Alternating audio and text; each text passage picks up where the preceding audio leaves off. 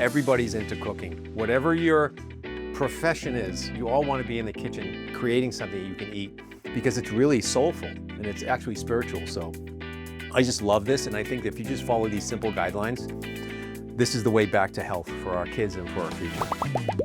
Hi, I'm Robert F. Kennedy Jr., your HHS Secretary.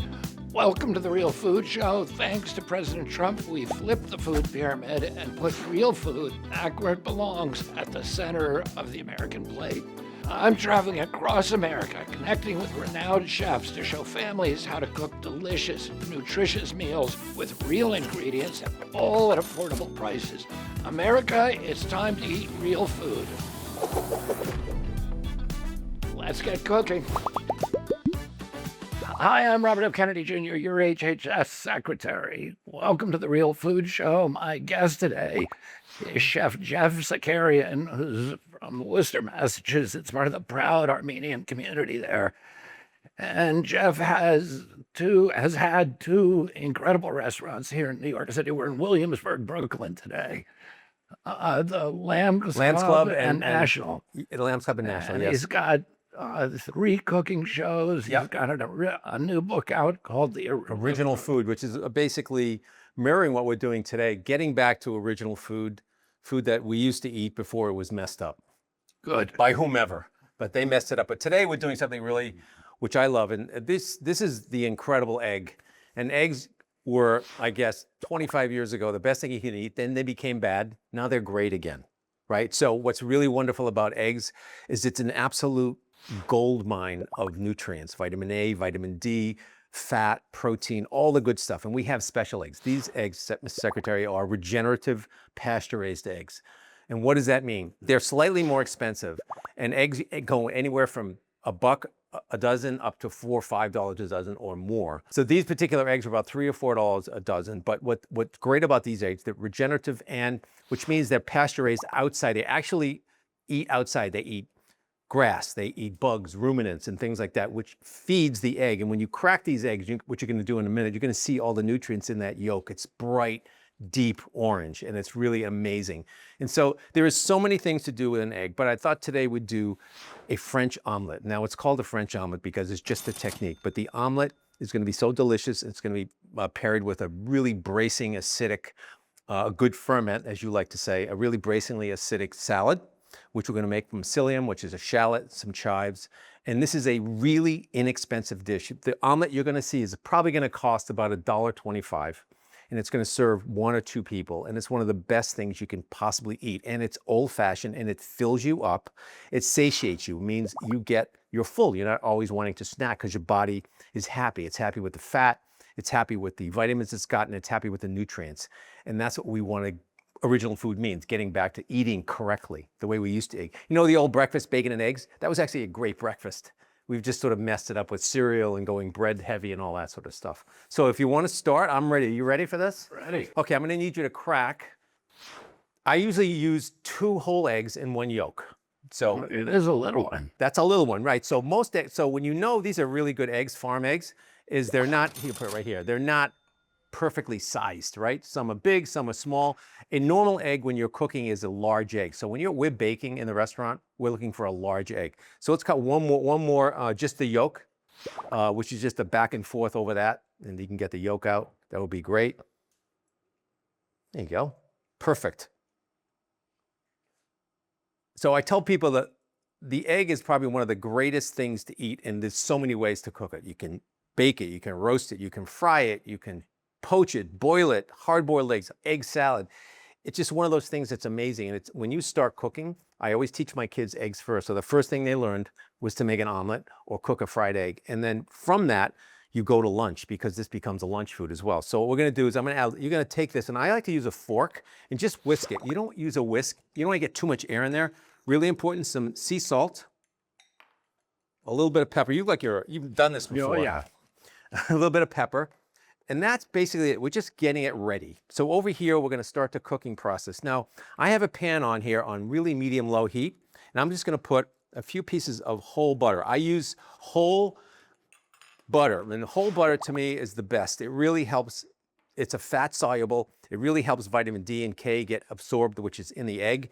And this is a full fat 84% butter fat. What does that mean? It means this is an unpasteurized cow milk that has been made into butter. That's a French butter, which is a little bit more expensive, but you can use regular butter. But you notice when it melts, it doesn't sputter. If you cook an inexpensive butter, it will sputter because what they do is they add water to add weight to it. So they're actually selling you water instead of butter.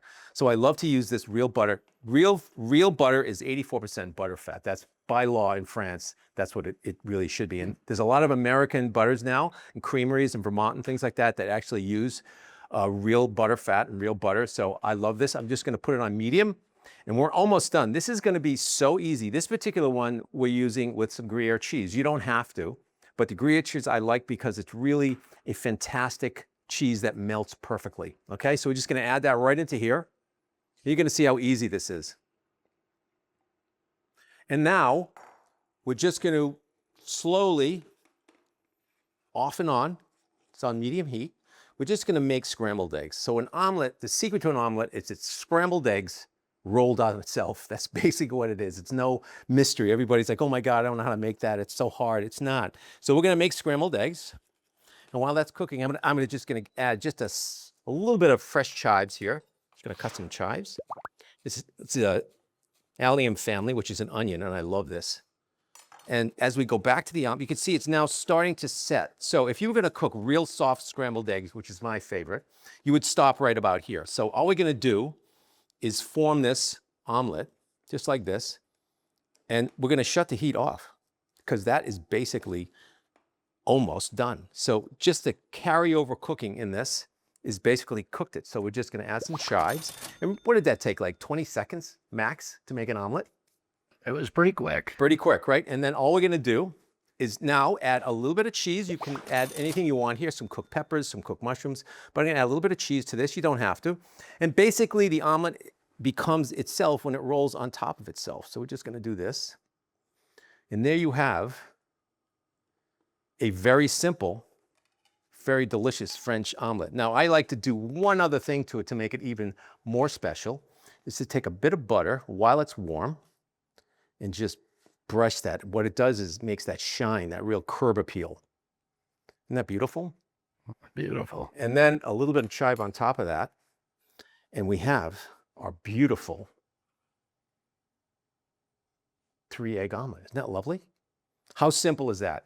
Healthy. This is perfect for me. It's one portion, but it's such a great, it's full of protein. So it's a great start to your day and you feel good. And by the way, this will fill you up without bread or anything. And if you're going to have toast, I suggest sourdough, really toasted or grilled on a grill. So Jeff, this fits perfectly with the new dietary guidelines. And you were there when we unveiled it. Yeah, really food. incredible. And it was so wonderful to see that pyramid flip upside down. And you know, finally, after 50 years, you're like, wow, why would it take so long? But here we are with a beautiful egg, full of protein, full of healthy fats, omega-3s, really good regenerative eggs. Now these eggs cost anywhere from 99 cents a dozen up to $3 and $4 a dozen. But I really love the fact that this is a complete meal. This hits everything in your new nutritional value pyramid. And for me, it's only the beginning. When you learn how to cook this, you really have a skill that you go to the refrigerator if you have leftover peppers. Leftover peppers, you have, you know, some meat left over from last night, bits and pieces of cheese that never get to the end. You grate them. That's why we have a grater here today. And you could just make this a healthy, nutritional meal. And this is how we ate as kids growing up. We were very poor in Worcester, and my mom would make something out of everything, and the next day was a leftover, and the next day were leftovers, but they're always healthy. And I was joked by Friday, I didn't know what the original meal was on that leftover. I couldn't figure it out because it was so buried in really good, yummy, delicious food. But when you eat this omelet, I swear to God, you will be full, and it's a proper way to start your day. I can't wait. Okay. So notice how soft this is. It's not rubbery. Amazing. And it's the allium, that chive gives it that nice onion flavor without the harshness of the onion. Again, this cost $1.25. Imagine you can't get this in fast food, this kind of protein, all the omega-3s, vitamin A, vitamin K, all bioavailable. What does that mean? No chemicals. No chemicals. Bioavailable means your body's breaking it down. It doesn't need something else. It's breaking it down right away. And at the end of this meal, you're going to feel satisfied or satiated and happy. And happy food makes happy people. And if you do this with your kids, it's magical. They want to go in the kitchen. Yeah, I'm going to have the rest. So, you know, I'm a big fan of regenerative farming, but you have some really interesting news that's coming out of Washington about the EO just signed. Yep, we had the 4 top regenerative farmers in America into the Oval Office for President Trump to sign an EO on regenerative farming. And among those 4, they have converted tens of millions of acres to regenerative farming. Which is great. And the new EO, which is I'm very excited about, directs all of our agencies, EPA, USDA, and my agency, HHS, to scale regenerative farming in this country. And one of the things we're doing is at NIH and my agency, we're looking at the impacts of these cumulative chemical exposures so that we can really understand the risks of agricultural chemicals and pest control. The president's also directed us to find new ways of pest control that are less chemically intensive. As part of this effort, USDA has allocated $700 million to help conventional farmers off-ramp and transition to regenerative agriculture. And that funding opportunity, those grant opportunities, netted the biggest response in the history of the agency. Over 60,000 people contacted the USDA to make inquiries, 26,000 applications. They've never seen anything like this before. So we're seeing tremendous interest within the conventional farming community, and they want to transition because, as you know, it helps the soils. Yeah. It improves food. Yes. And makes the food so that they're dense with micronutrients, and the pesticides actually rob them of the micronutrients. It protects the soils. The soils now, because they're depleted of micronutrients, they can't absorb water. So it's washing off. We only have 60 harvests left at this rate, and the farmers know that. And also, it opens up foreign markets to them that won't take American produce because of the chemicals. It raises their profits per acre. It lowers the cost of inputs like chemicals, and it keeps them healthier. And they want healthy soils and healthy children. Well, that is the greatest thing. I mean, I'm all into regenerative. We have regenerative food here right now. We have a beautiful salad. We're going to make a simple salad that, again, costs pennies, but is so good for you. And again, what you said, this food is food untouched, like pre-50, 50, 60 years ago, when actually people were practicing regenerative farming just as natural. That's what it used to be. It used to be called farming. It used to be called farming, and now we have this fancy word. So we're going to go back to farming. Okay, so we're going to make a simple salad, and I'm just going to show you a technique. You can make dressing ahead. It's very easy, or you can buy it. I recommend you don't buy it because what's in there is you have a lot of alliums and seed oils. Plus you have things like, things that caking agents that you don't want to eat, and things that make them shelf stable. When you hear the word shelf stable, you should run, because that is not what you want to be eating. This is so simple. This is made from ingredients you can get anywhere, okay? A very inexpensive red wine vinegar. This is ground mustard. This is some shallots. Now, if you don't have shallots, you can have onion. If you don't have any onions, you can make garlic. If you don't have either, you don't need any of this. Salt, a little lemon juice, and some olive oil. And so what I like to do, very simple, I take a little bit of mustard.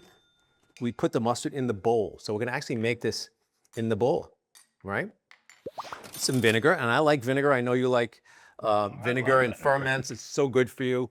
I can't live without vinegar. It's one of the essence of a pantry of a chef. Is vinegar, anchovies, capers, all those things that have real great nutrients, and they have that acid balance. Some shallots, since we have them and we were talking about it. A good amount of salt. Some fresh lemon juice. I am a lemon nut. I'm Armenian, Middle Eastern. We use lemon, citrus, dates, olives, everything really delicious. And then a little extra virgin olive oil. So when I make a salad dressing, this is how I make my salad dressings. I sometimes make it in the jar and just shake it, but I'm 50-50. Like most recipes will say 30% oil, 1 part vinegar. I'm 50-50. I like it really bracing. I like to taste the vinegar. And especially this one is going with, we're gonna taste it now. This is going with the beautiful omelet we made. A little bit more. And then would you give me a couple of turns of pepper? So secretary right there. Okay, so now we're gonna put in some chives right here. And then what I like to do, now that we have that sort of all mixed together, we simply add our salad to the bowl, right? Now we have the dressing on the bottom. And so we just add a little salad. And if we find it's a little too much dressing, we just add some more lettuce. So what I like to do is not use tweezers. This is very delicate Bibb lettuce, grown regeneratively. So easy. This probably cost $2, this salad. I'm going to throw in waste because we always talk about waste because there is some waste in everything you do. Usually it's 10%, so maybe $2.15, $2.20 for this salad. But look how beautiful this is. We have a jumper. Just take a taste of that. Right? It's a good salad. It's so good for you. It looks beautiful. It's inexpensive. And this is the kind of food I like to cook with my kids because I really see how real good food is made. I think that cooking with kids is the way forward because there is no other way than to educate our kids. There's no other way. We simply don't have a choice. And I want to tell you, I think that AI and all these incredible advances we're making, time-saving AI is hopefully going to throw us more into the kitchen. We're going to have time now because AI is going to take care of a lot of the drudgery so we can go in and learn how to cook again, learn how to sit with our kids and talk about issues and talk about food and just even argue, but we're going to be eating good food together and learning how to eat food we used to eat or original food. Back to the farm. And cooking and a meal and eating together was a sacred ritual since the beginning of humanity. And it always will be. The Surgeon General, which is part of my agency, just published a report warning about the dangers of screen time. And 16-year-olds now are spending 8.5 hours a day on their screens. And we have this malaise, this epidemic of isolation and fragmentation and atomization in our country, where the #1 cause of death now for teens and preteens is suicide. It's terrible. And the remedy for that and the remedy for addiction and all these other spiritual malaise that we're facing is connection. And connection to your family, your community, to nature. And one of the best ways that we can begin that process of restoring that quality to our country, that quality of community and those connections is through encouraging people to make meals together. Of course, it's right in the kitchen where everything starts. You know, when you go to someone's house, where's the first? Everyone always ends up in the kitchen. I don't care if you're invited to a party, everybody wanders into the kitchen somehow because that's where all the action really is. Nothing like a good salad, huh?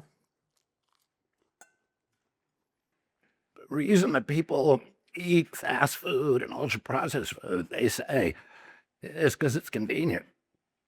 But this is actually much more convenient. Of course. And it's a lot cheaper.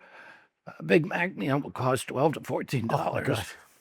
And you don't feel good about yourself after you ate it. You don't, and for $12 or $14, let me tell you, you can cook some incredible meals. That's a lot of money per person. Yeah.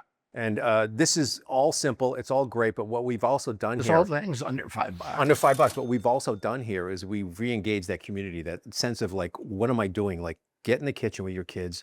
Just get in the kitchen. And I'm telling you, the return you see now, I see on Instagram all the time because I'm constantly watching for it. Everybody's into cooking. Whatever your profession is, you all want to be in the kitchen creating something you can eat because it's really soulful and it's actually spiritual. So I just love this, and I think if you just follow these simple guidelines, this is the way back to health for our kids and for our future. So this is a way that people can take back their health. And it's a wrap. Thank you, Chef Geoff Zakarian. Thank you, Mr. Zakarian. And thanks for showing us how to make America healthy again.